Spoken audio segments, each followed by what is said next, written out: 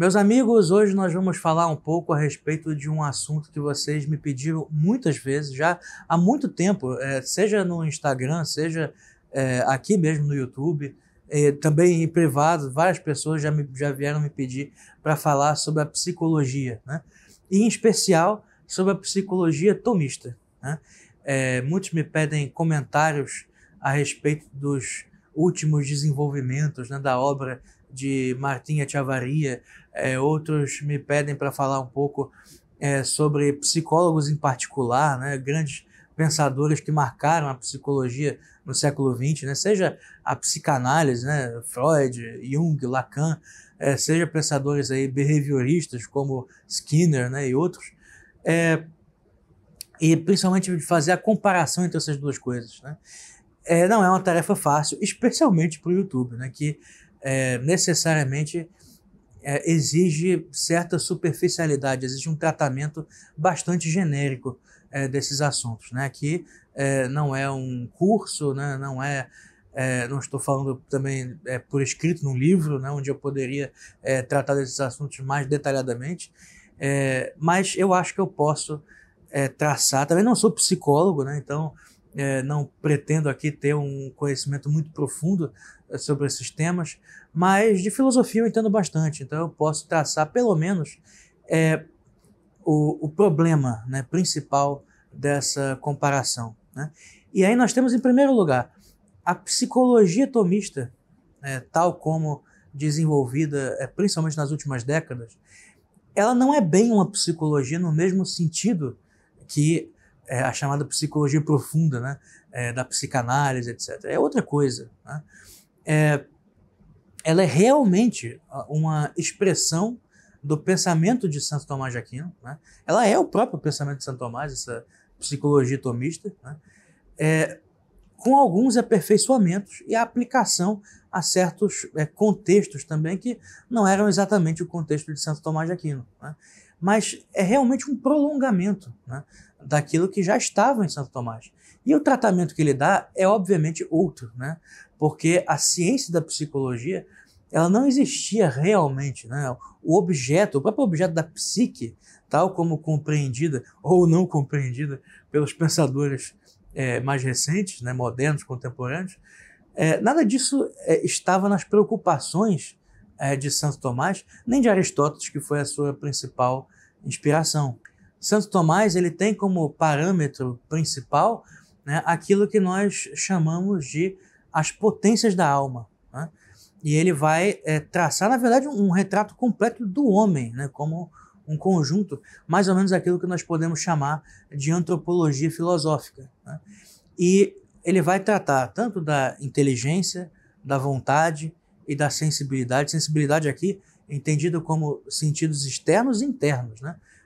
Os nossos 5 sentidos, nosso aparato sensorial, né? Como também a memória, a imaginação, o senso comum, os nossos sentidos internos, né? Então, ele vai tratar das paixões da alma, né? Também paixões aí entendidas como o passio, né, latina, vindo do grego pathos, né? É aquilo que a alma padece, né? Nós podemos, sim, chamar de emoções, sentimentos, né? Se vocês quiserem chamar desse jeito. Ele vai tratar das paixões da alma tendo esse parâmetro, e não o da psique, né? Do inconsciente, ou seja lá o que for, né? Santo Tomás, na segunda parte da sua Suma Teológica, ele vai elencar as paixões da alma, as principais, e vai descrevê-las com bastante precisão. E mais tarde vai escrever na própria Suma Teológica, na segunda parte da segunda parte, né, a famosa Secunda Secunde, né, vai tratar das virtudes e dos vícios, né? Então, ele tinha também como finalidade para o estudo das paixões da alma constituir uma teologia moral, né? Então, é justamente buscar o cultivo das virtudes, a sua descrição também. As virtudes são todas elencadas, e elencadas não numa ordem anárquica, mas numa ordem que realmente respeita as coisas como elas são, né? E cada virtude vai ser uma ferramenta para o combate de um vício, né? Então, a descrição completa das virtudes e dos vícios nós temos na Suma Teológica. Então, é uma outra forma de tratar a psicologia com um outro objetivo, né? Então, é um quadro conceitual completamente diferente, né? A psicologia moderna, claro, ela tem inúmeras vertentes, mas ela vai nascer toda das preocupações da filosofia moderna a partir de René Descartes, né? Descartes vai inaugurar, por assim dizer, o projeto da filosofia moderna, que é centrada na epistemologia, né? A chamada teoria do conhecimento. Ou seja, ele não estava preocupado em descrever a realidade a partir de uma hierarquia dada pela metafísica, né? Mas de saber, em primeiro lugar, quais eram os conhecimentos válidos, quais eram os conhecimentos seguros e, principalmente, quais são os limites do meu conhecimento, né? Então, conhecer as formas, né, do entendimento humano, os seus limites, quais são as dificuldades que existem para a cognição, qual é o critério de objetividade que a nossa inteligência tem, né? E a partir daí a filosofia vai se dividir principalmente em duas escolas, né? A escola racionalista, que vai ter uma confiança exagerada, né, na razão humana, e vai acabar fazendo pequenos quadros, né, que vão tentar encapsular sistemas, né, conceituais, que vão tentar encapsular a realidade inteira numa espécie de sistema fechado, né? Leibniz pode ser considerado o exemplo máximo, né? Leibniz e o seu sistematizador, né, que foi Wolff, podem ser considerados o ápice desse racionalismo, né? O que em Leibniz só aparecia de maneira desordenada, né, com várias cartas e escritos episódicos, né, pequenos, esparsos, com Wolff vai aparecer sistematizado, né? Mas é basicamente a mesma filosofia. É a tentativa de compreender a realidade inteira, quase que abarcá-la com a mente humana, né? Um projeto muito ambicioso, né? De uma ambição realmente desmedida. E certos conceitos, né, acabam sendo elaborados e relacionados, né, de forma puramente abstrata, sem levar em consideração a origem dessas ideias, né? E essa vai ser a preocupação da escola adversária dos racionalistas, que são os empiristas, né? E nós temos principalmente autores anglo-saxônicos, né? Thomas Hobbes, John Locke, David Hume, né? Berkeley, entre outros. Também Condillac, né, francês, que era padre, né, pasmem, porque tinha uma filosofia péssima, né? Mas que vão procurar, desfazendo as ilusões dos racionalistas, cair numa espécie de pirronismo, né? Desacreditar do poder do intelecto humano. Então, esse projeto, né, de conhecer os limites do nosso entendimento, de conhecer como que as operações internas da inteligência humana, isso que vai marcar todo o pensamento moderno, né? E ele sempre vai ter uma tendência a ir depreciando a inteligência humana, a ir diminuindo a nossa capacidade de conhecer a realidade objetiva. Quando nós chegamos em Kant, que pretende vencer, né, o dilema entre racionalismo e empirismo, e de certa forma ele o supera, mas ele supera, na verdade, destruindo ainda mais a nossa capacidade de conhecer a verdade objetiva, né? Porque para Kant nós vivemos em um mundo fenomênico, né? Nós podemos conhecer fenômenos e não as coisas em si. Nós temos uma representação do mundo que em si mesmo não é necessariamente tal como aparece para nós, porque nós projetamos na realidade conhecida as categorias do nosso entendimento, né? E aí ele vai mudar até mesmo a lista que Aristóteles faz das categorias criando categorias que se aplicam à sua lógica transcendental, né? Transcendental para ele, que não tem nada a ver com transcendência, é a mente que se volta para si mesma, né? E que compreende o modo com o qual ela conhece o mundo, né? Que ela projeta suas categorias sobre a realidade externa, né? E a partir daí, todo o pensamento ocidental, pelo menos as vertentes que ganharam, né, culturalmente, do século XIX em diante, só vão entender o mundo como uma representação, né? E a partir daí vão surgir duas formas de tratar a psique humana. A primeira delas, a tendência de aprofundar esse desejo de conhecer os mecanismos internos da cognição humana. E esse estudo vai se tornando cada vez mais materialista, né? E nós entramos aí no behaviorismo, né? O pensador talvez mais famoso do behaviorismo, B.F. Skinner, vai negar até a existência da psique, né? Para ele ela não é nada, né? Nós temos só reflexo condicionado, né? Tal como dizia Pavlov. Então, a própria psique, a existência dela vai ser negada, né? E existe a outra tendência, né, que é um pouco mais rica sobre certos aspectos, mas mais confusa, né? Que vai, a partir de pensadores como Schopenhauer e Nietzsche, vai estudar os mecanismos irracionais da nossa mente, né? E não propriamente a cognição. Partindo, né, daquela constatação de Kant que o nosso conhecimento da realidade ele teria certa objetividade, né, mas ele não conheceria as coisas em si, né? Esses precursores do que viria a ser a psicanálise, né? Schopenhauer e Nietzsche são precursores da psicanálise, eles vão como que aprisionar, né, cada vez mais o homem dentro do seu mundo mental, por assim dizer, né? Do seu mundo psíquico. E aí, principalmente aplicando a psicologia pejorativa mesmo, né? Compreender o ser humano utilizando as suas paixões mais baixas, as suas piores paixões, né? E é isso que vai aparecer em Freud, né, com a imagem do inconsciente, né, e da divisão que ele faz da psique humana de id, ego e superego, né?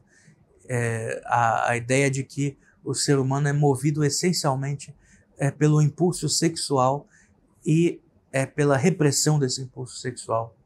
Então, todas essas ideias, quer dizer, a ideia de que, no fundo, né, da experiência humana do mundo, né, no fundo da própria ciência, né, existe uma vontade, né, existe uma pulsão, existe um ímpeto irracional, injustificável, né, está no fundo de todo esse pensamento psicanalítico, né?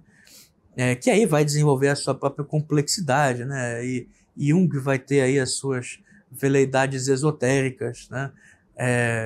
Lacan vai entrar num jogo conceitual totalmente alucinatório mesmo, né? São pensadores bastante complicados, mas que acabam constituindo terapias que algumas acabam tendo algum sucesso para resolver certos problemas, né, localizados, certos problemas tópicos, né, do ser humano, e já se torna uma instituição social, né? A psicanálise ela sofre desse problema. Antes dela obter uma fundamentação sólida a respeito do próprio objeto do seu estudo, né, que é a psique humana, que ela não conhece, né, e que usa certos conceitos, em boa medida arbitrários, né, de descrição da mente humana, dos processos da psique humana. Antes de ter essa segurança, ela já se institui em prática terapêutica, né, e instituição social. E aí já, claro, né, já entra dinheiro envolvido, já entram profissões, já surge uma classe de profissionais praticantes dessa terapia. Então, você entra num processo, uma confusão cada vez maior, né? Vão surgir no século XX inúmeros tipos de terapia, muitos deles que não tem nada a ver com a psicanálise, né? A terapia Gestalt, né? A terapia do grito primal, que é uma das coisas mais doentias que eu já vi na minha vida. Então, realmente, a psicologia ela é uma das ciências mais confusas, né? A psicologia moderna. Ela não entra em acordo sequer sobre o objeto do seu estudo, né?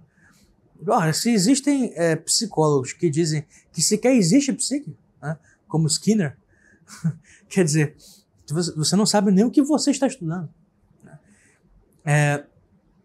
Então é muito complicado, né, fazer uma comparação disso, né, desse emaranhado de conceitos que tem uma certa objetividade, mas que já se instituíram em terapia e que não conseguem realmente, né, compreender o drama humano, nem resolvê-lo, porque não tem a perspectiva da transcendência, não tem a perspectiva metafísica, né? Toda a psicologia moderna ela surge como uma consequência da filosofia kantiana, né? E, portanto, da chamada morte da metafísica, né? Pelo menos da metafísica tradicional, né? E se não é metafísica tradicional, a própria psique humana não pode ser compreendida corretamente. A própria moralidade carece de um fundamento filosófico mais profundo, né? Então ela passa a ser só a arte do bem viver em sociedade, né? Mas que é muito frágil, né, para quaisquer ideologias que queiram subvertê-la ou modificá-la, né? Enquanto que a psicologia tomista ela tem essa solidez, né? Solidez que parece que está encontrando também, né, recentemente, alguma base para se instituir em terapia. Aí eu realmente não tenho elementos para dizer para vocês, não tenho estudo nessa área para dizer se as terapias que têm sido desenvolvidas a partir da psicologia tomista, se elas são eficazes ou não, né? Mas realmente não sei dizer. Mas é muito interessante ver que isso está acontecendo, né? Infelizmente, a capacidade das pessoas de acrescentar um pouco de confusão, né, nisso é sempre muito grande. E aí vem também os temperamentos. Outra questão que vocês sempre me perguntam, né, e realmente é algo que muito me espanta, né, porque os 4 temperamentos, né, temperamento colérico, sanguíneo, melancólico e fleumático, eles são, na verdade, expressão de uma cosmovisão que não é cristã, né? Que pode sim se harmonizar em certa medida com o cristianismo, mas é engraçado como é que nos meios intelectuais católicos, né, mais conservadores, esse estudo dos temperamentos se tornou tão popular e tão rápido, né, sendo que é algo que vem da mesma cosmovisão e da mesma estrutura simbólica, nós podemos dizer, da qual vem a astrologia, por exemplo, né? Aliás, existem técnicas para converter a leitura de um mapa natal, né, que é o mapa do céu no momento que a pessoa nasce. A leitura de um mapa natal pode determinar o temperamento da pessoa, quer dizer, existe um diálogo muito íntimo entre as duas coisas. E é curioso como é que pessoas que condenam tão severamente o estudo da astrologia, né, que não querem nem ouvir falar nisso, que consideram como uma heresia já condenada inúmeras vezes, como é que tão facilmente, né, se deixam carregar aí quase que um impulso meio lúdico, né, de querer ficar brincando, não, eu tenho esse temperamento, qual é o seu temperamento, né? E isso também já acaba se instituindo como terapia, né, e uma coisa feita às pressas, sem a menor responsabilidade, né? Eu não estou dizendo, tá, tenho clareza em relação a isso, que não existe objetividade por trás dos temperamentos, né? Essa objetividade já está assegurada até mesmo por parte da psicologia moderna. Não sei se vocês sabem, mas o indicador MBTI, né, Myers-Briggs Type Indicator, ele foi desenvolvido por duas discípulas de Jung, tendo em mente os 4 temperamentos, né, que se desdobram aí, cada um em 4 tipos psicológicos, né, totalizando 16. Então, realmente, ele tem objetividade, né? Ele teve uma influência até significativa sobre a psicologia do século XX, né? E, aliás, a própria cosmovisão, né, da qual ele é uma expressão, é muito mais ampla do que essas pessoas imaginam, né? Ela não é só uma crendice, né, do homem antigo, mas ela estrutura boa parte daquilo que nós consideramos. Se vocês forem ver as semelhanças estruturais, né, que existem entre, vamos dizer, a astrologia, né, que você tem 7 planetas que regem 12 signos, né, 12 constelações, e você tem ao mesmo tempo na música 7 notas musicais que se desdobram em 12 semitons, né? E aliás existem 7 escalas também.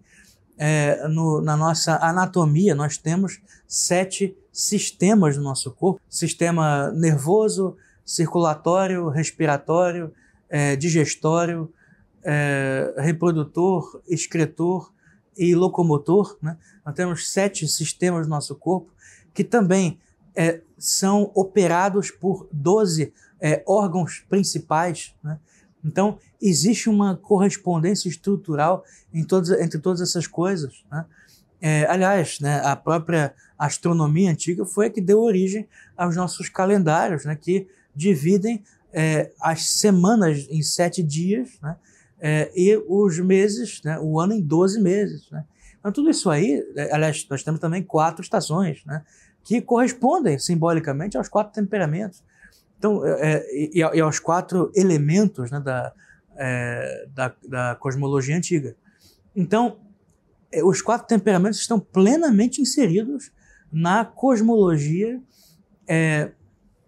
greco-romana, né, na cosmologia clássica, nós podemos dizer assim, que ao longo da Idade Média esteve em vigor, né, no mundo cristão ocidental, né, e no oriental também.